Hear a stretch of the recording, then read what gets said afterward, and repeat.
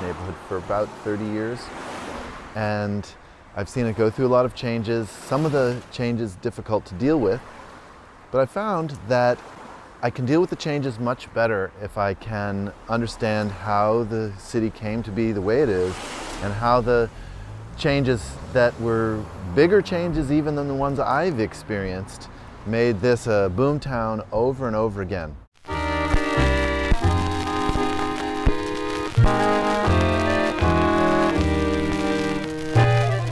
It started in old Chinatown. The cable cars made music as they clanged up and down. The flowers there smelled sweet like a garden down the street in San Francisco long ago. This is considered Fillmore. It's considered the Fillmore area also, because there's only 2 blocks from Fillmore. It's been called so many different things. I mean, you look on the map, the realtors will call it Hayes Valley. This is not a valley, and it's nowhere near Hayes. You know, it's just not Hayes Valley. People will call it NOPA. Most people refer to it as Lower Haight Street, which it also is. We're only a block from Haight. And it's 2 blocks from the Visadero. Well, technically, it's Western Addition. And it sounds like an afterthought when you think about it. Like, it's not really San Francisco, it's an addition. Well, no, it's pretty much, it's the heart of San Francisco. If you were to take a pin and stick it in the middle of the city and just spin it around, that's exactly where we live. We're actually this little island in between, which I like, actually. Our identity is not defined, which is fine with me. As soon as you have a name, then you're in trouble. So. In San Francisco long ago.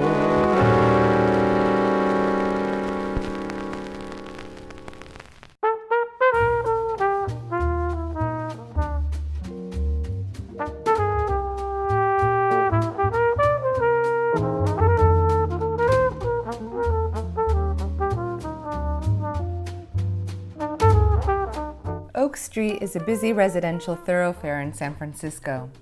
It intersects the Wiggle, a major bike route on Scott Street. Tens of thousands of cars and bicycles pass through this high-speed intersection every day. If you were a passerby, you might only notice the hustle and bustle of a fast-paced urban life. But if you slow down, pause, and dwell for a moment at the corner of Oak and Scott, there emerges a different feeling.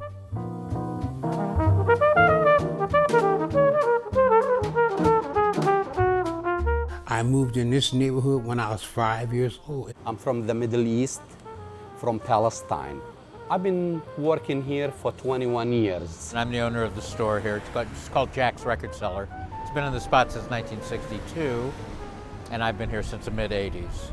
Got this place in '89, right after the earthquake. Just about 8 years old when we moved over. I've been teaching martial arts since 1967. I opened the school here in 1979 in this location. I'm Joel Pomerantz, and I do Think Walks. I lead these walking tours that are based on my research being just an opportunity for me to be curious about my neighborhood.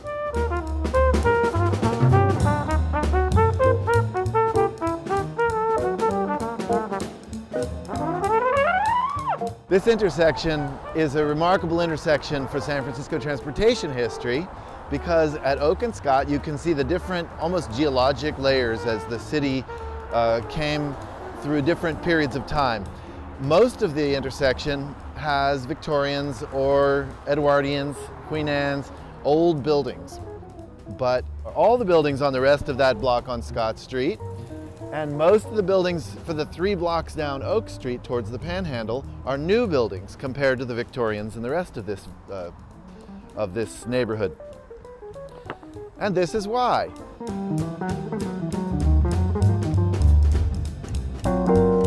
In the 1950s, the plan was to put in this incredibly thick, and I mean that in many ways, network of freeways. The Central Freeway was going to go all the way to the Golden Gate Bridge. Oak and Fell were intended to be double-decker freeways, coming all the way through, slicing through this neighborhood, and then going up. They would have knocked all the houses out, yeah. Just as they knocked many of the old Victorians out in the Fillmore district. You know, they bulldozed those as part of urban redevelopment. They put Geary Boulevard running right through it to separate what had been an African-American neighborhood from a Japanese-American neighborhood, which is kind of interesting. Too many people had houses there they stick to do that. And you know, I mean, good old houses. Like our house was built in 1900. They wanted a quick way through San Francisco without having to be bothered with surface streets and traffic and lights and life and people. There's the freeway revolt that stopped the freeway dead in its tracks.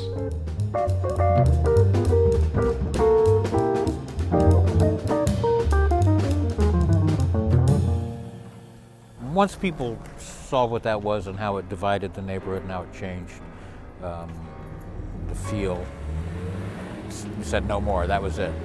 So yes, I think everybody feels it was a bad idea. One of the things that's a remnant of the freeway revolt is the neighborhood organization. The first neighborhood organization in this area, the Haight-Ashbury Neighborhood Council, was created out of the freeway revolt.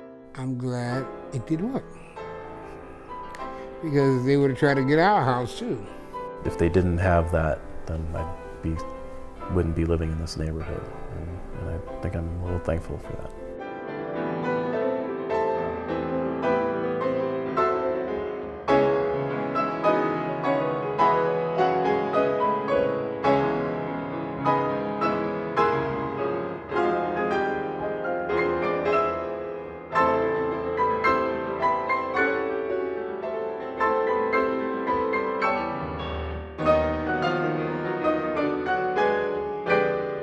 The biggest change at all is the bicycle traffic.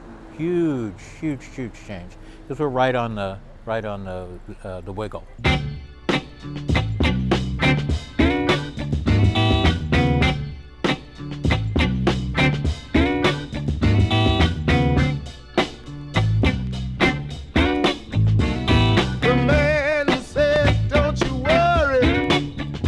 The San Francisco Bicycle Coalition reinvigorated its organizing in the 1990s, the early 1990s. And the first thing that we got together to do was pick what project would create a movement for San Francisco bicycling. The project we picked was the Wiggle Project.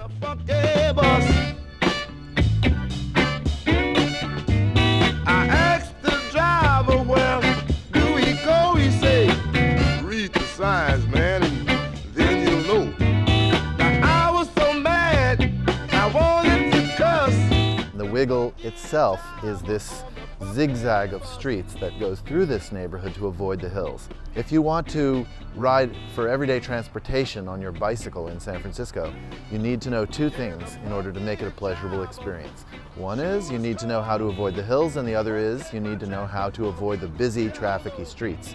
Bicycles is something good for this part and for the city, period. Turns out, avoiding the hills by using the Wiggle through this neighborhood puts you in direct conflict with 5 of the most traffic-filled streets. I was so mad, I wanted to cuss the funky driver on a funky bus. Let me tell you what happened to me. This green bike box is the first green bike box in the city, and this was a big experiment, and the experiment started right after the injunction was lifted, the injunction being a 3-year period when the courts said no bicycle infrastructure could be added to San Francisco. The first celebratory act that was accomplished right after the injunction was lifted was to paint this green bike box and this left turn bike lane.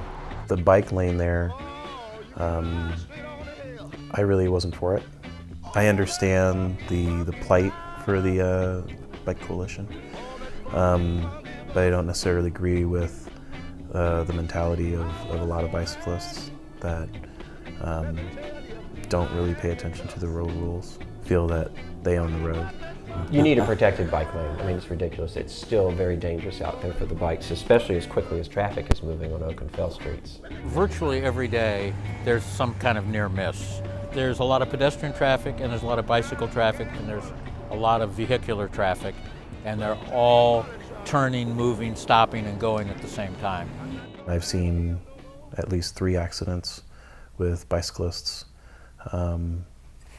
just continuing to make their turn onto Fell Street and a car turning off of Fell and hitting them. I will say to the Bicycle Coalition of San Francisco, is there any reason that anyone rides without a light at night? It's as diverse a group riding bicycles in San Francisco as there is doing anything else. If you take a group of people and you put some of them in, put them in cars, some of them are going to be dangerous drivers, and if you put a group of people on bicyclists, some of them are going to be dangerous bicyclists. I prefer the bicycle than cars, less fume. And the bicycles, most of the bicycles, that's their favorite stop. It was my store. I always carry their favorite beer for them.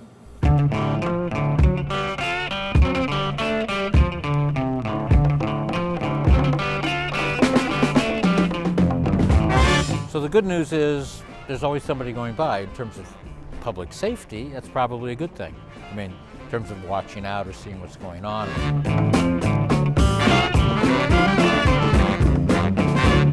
When my oldest son was growing up, I just didn't feel that it was safe with him walking around. There's a lot of nuts out there on the road. Psychologically, you have people being afraid of each other as the most serious safety issue. And so during the time when there were many different races living together in this neighborhood, there was a much more of a sense by some people of unsafe conditions, even though statistically it was an extremely safe, family-oriented neighborhood. We've seen a huge change from where everyone used to have bars on their windows. Yeah. Where hardly no bars on the window. Crime is low in our area. Yeah, there was a time, how are you? There was a time when, partially because of the public housing projects, which in the early 80s were still, they were on their last legs. They were really unpleasant housing, and they've since been demolished and replaced with something much nicer. But those years combined, that housing combined with the rise of crack cocaine and drug dealing and the beginning of gangs, made the streets feel at times very uncertain. The other thing that I see, especially on this street now, are all of the .com buses. There's these enormous buses driving up and down the street all the time. It was such, the crime was high enough that the tour buses wouldn't even stop at Alamo Square to let people out. So when the tour buses started to actually stop and let people go out in the square and take pictures, you knew that things had changed. There are bad things that do happen in our neighborhood, but luckily our neighbors are always looking out for us, and we're always looking out for them.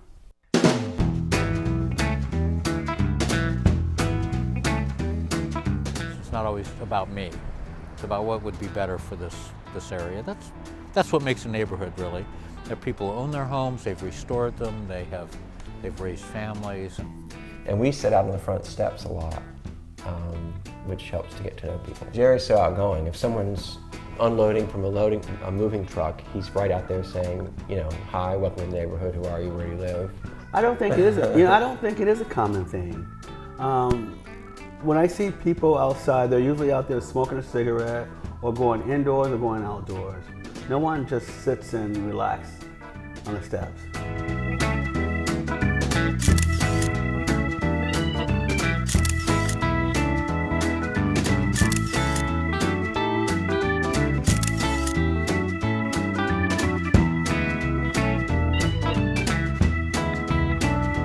Sense of ownership and sense of place, sense of city, all makes this neighborhood what it is. So, yeah, it's really important. Diverse as well. I have 3 sisters who are from Ethiopia. I have 2 people, a mom and a son, who are from Haiti. I have an Irishman. Since I'm Irish, I have to have at least one token Irishman here. And one of the things we love about the neighborhood is everyone mixes so well. So we know almost all of our neighbors. We know all our neighbors. Really well. Except for the 2 young guys just moved in. You know, those that are relatively wealthy, those that are not, those that are renting, those versus that are owning. Everyone seems to get along really well.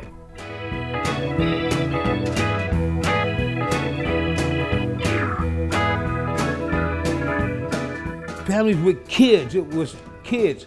It was some, just like you see all the people with little dogs going to that park. That's what it was with kids. Kids. There was nothing but kids in the neighborhood. Everybody had kids. We spent a lot of time outside. If you went outside today, you will not see a kid outside playing with anything. The atmosphere has definitely changed, but the neighborhood was not as nice as it is now. But I think that just because of the way that cultures change and such, I think people just don't feel comfortable with allowing their kids to be outside.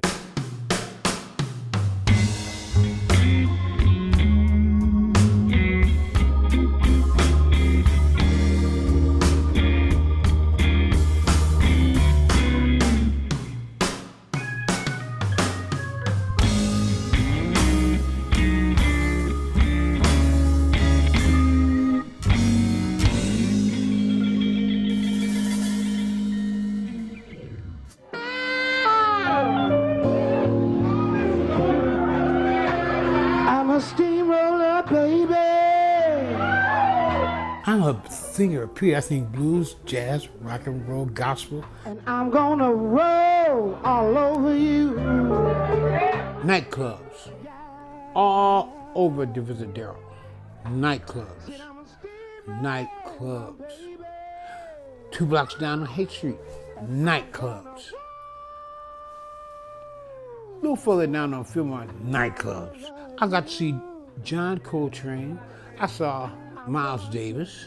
I've got to see some hella musicians at a young age. I'm a seeming mixer. The Haight, Lower Haight were a hotbed. Big Brother and the Holding Company's rehearsal hall was 3 blocks away. The Grateful Dead house was at 710 Ashbury.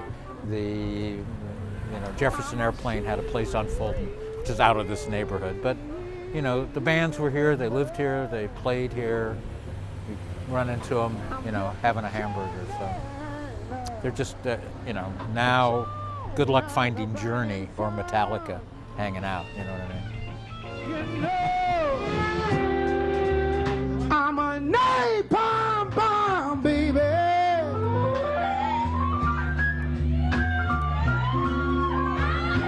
And I am stone guaranteed to blow your mind. Said I'm a napalm bomb. And I am stone guaranteed to blow your mind. Gradually, it started changing in the 60s as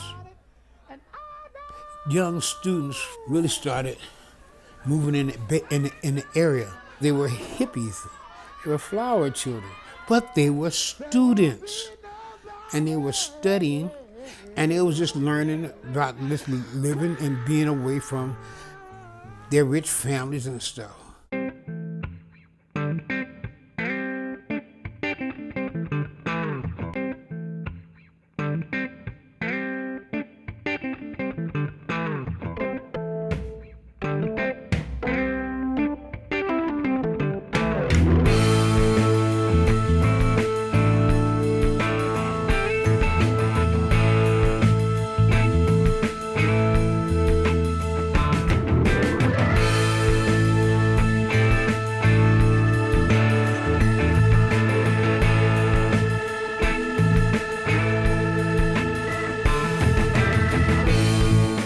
One of the things that's hard for people to understand who've never lived through a boom is it really changes everything.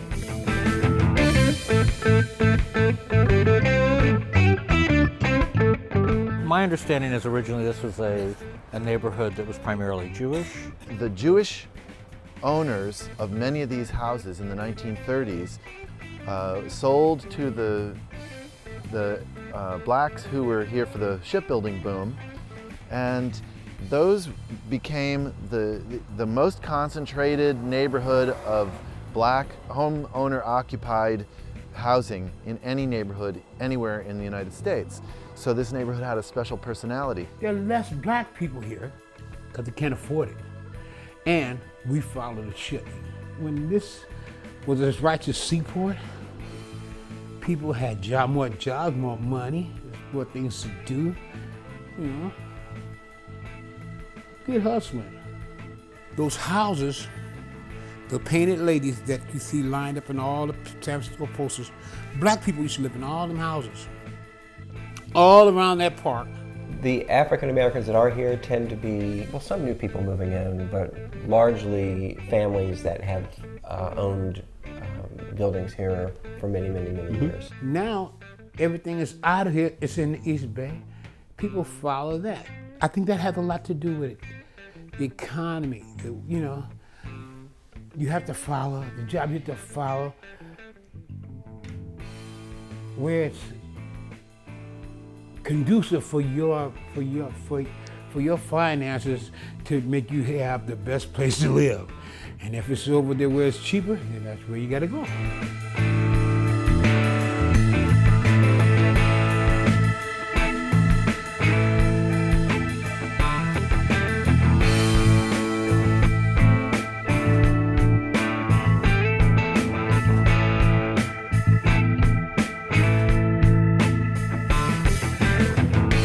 When we first took over the store in the mid-'80s, you could park anywhere, you would never get a parking ticket. People were living in their cars. This was still a black neighborhood. There's always somebody out sitting on the stoop. It was safe, never had a problem. If somebody went running by, somebody was probably chasing them. I mean, there was no joggers, there were no strollers.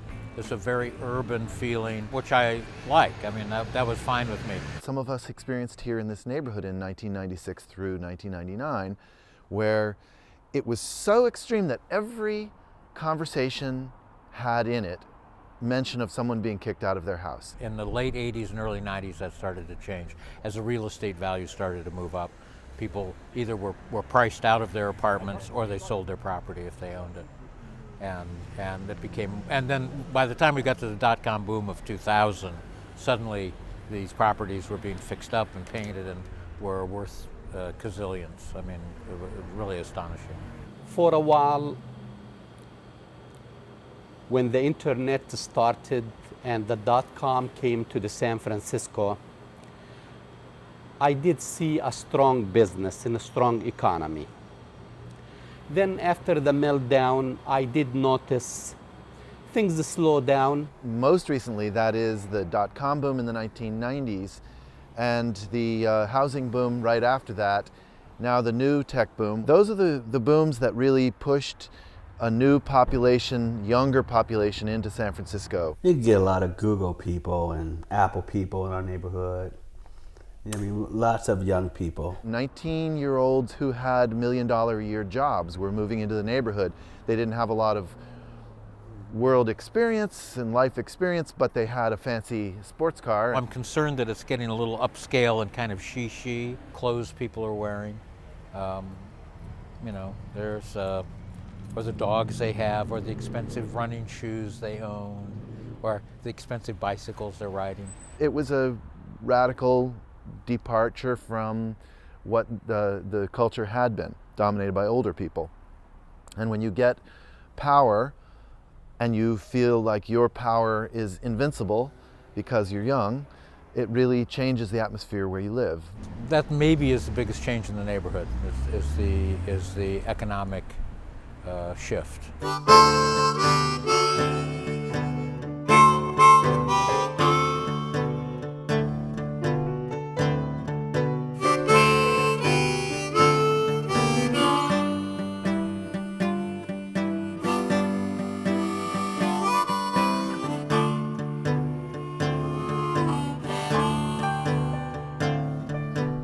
But there's an ebb and flow. This is the city.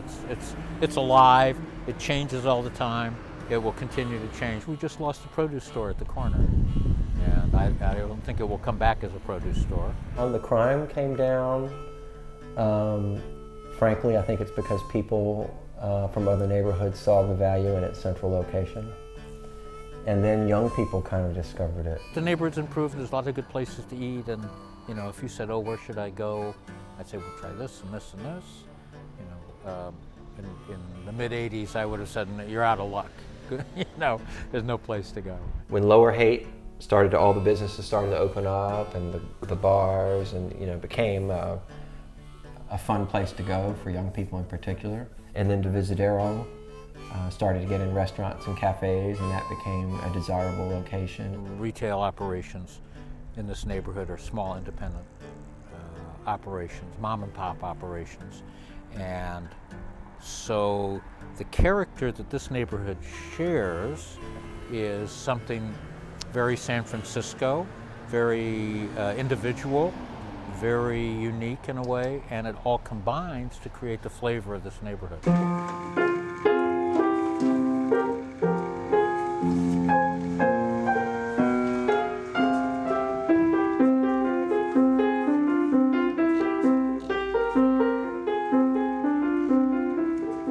I miss some of the grittiness that we got when we first lived here. And I think that's probably true of most big cities and gentrification in general.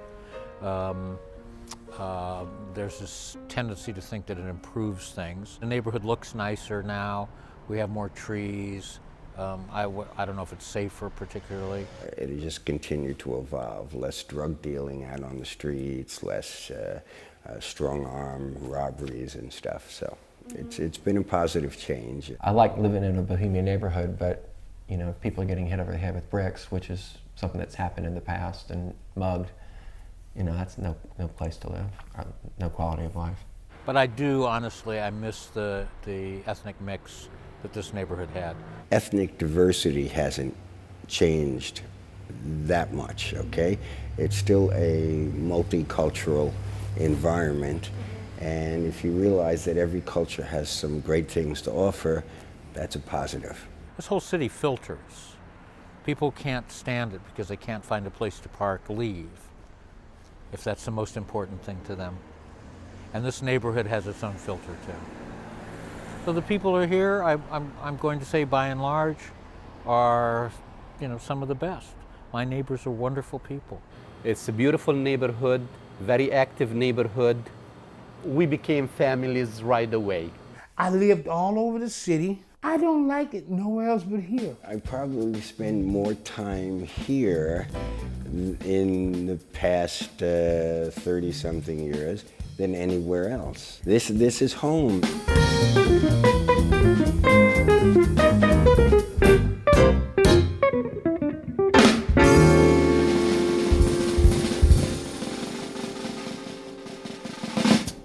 What I would love to see is more diversity, and the only way that could happen is either an earthquake or the end of capitalism. And I don't think the end of capitalism is going to happen as soon as an earthquake, but you never know.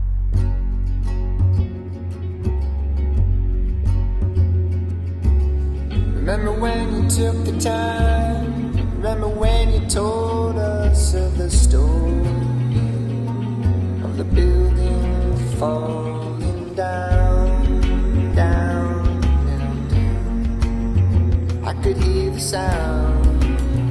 Oh, I thought I was dreaming,